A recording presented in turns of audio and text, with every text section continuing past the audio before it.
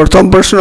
অসমৰ আটাইতকৈ ডাঙৰ কৃষিভিত্তিক উদ্যোগটো কি আপোনাৰ বাবে অপচন হ'ল অপচন এ ৰবৰৰ উদ্যোগ বি পাট উদ্যোগ সি চেনি উদ্যোগ ডি চাহ উদ্যোগ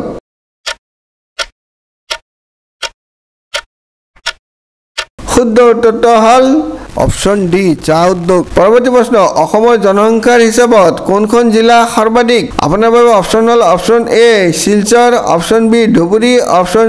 সি নগাঁও অপচন ডি কামৰূপ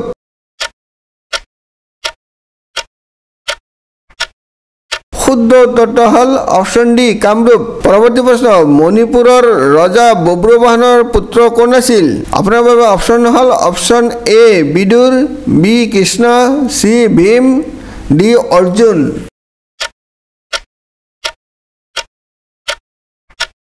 শুদ্ধ উত্তৰটো হ'ল অপচন বি কৃষ্ণ পৰৱৰ্তী প্ৰশ্ন গুৱাহাটী উচ্চ ন্যায়ালয়ৰ আইজল বিচাৰপীঠ কোন বছৰত গুৱাহাটী উচ্চ ন্যায়ালয়ৰ স্থায়ী বিচাৰপীঠ হিচাপে প্ৰতিষ্ঠা কৰা হৈছিল আপোনাৰ বাবে বিকল্পসমূহ হ'ল বিকল্প এ 20 ফেব্ৰুৱাৰী 1990 বি 10 ফেব্ৰুৱাৰী 1990 সি 5 জুলাই 1990 ডি 5 জুলাই 1995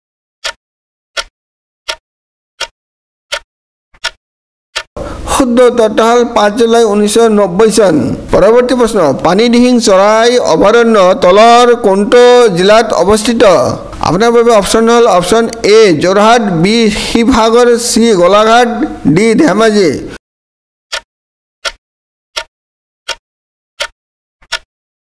শুদ্ধ উত্তৰটো হ'ল অপচন বি শিৱসাগৰ পৰৱৰ্তী প্ৰশ্ন অসমৰ একমাত্ৰ মীন মহাবিদ্যালয় বা মীন বিজ্ঞান মহাবিদ্যালয় ক'ত অৱস্থিত আপোনাৰ বাবে অপচন হ'ল অপচন এ গুৱাহাটী বি ৰাহা সি নগাঁও ডি যোৰহাট শুদ্ধ উত্তৰটো হ'ল অপচন বি ৰাহা ভিডিঅ'টো লাইক আৰু শ্বেয়াৰ কৰিবলৈ নাপাহৰিব ভিডিঅ'টো চোৱাৰ বাবে অশেষ ধন্যবাদ